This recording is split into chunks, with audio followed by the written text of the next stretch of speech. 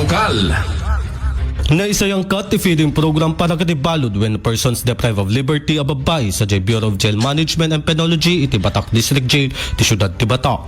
Sigon kini Jail Chief Inspector Attorney Ulysses S. Paredes, Acting District Jail Warden ti Batak District Jail nga manipod iti nang rugi ti selebrasyon ti Women's Month ket inaldaw nga da iti aktibidad para kadigdi babay tapno matulungan digitoy uray addada iti unay ti pagbaludan.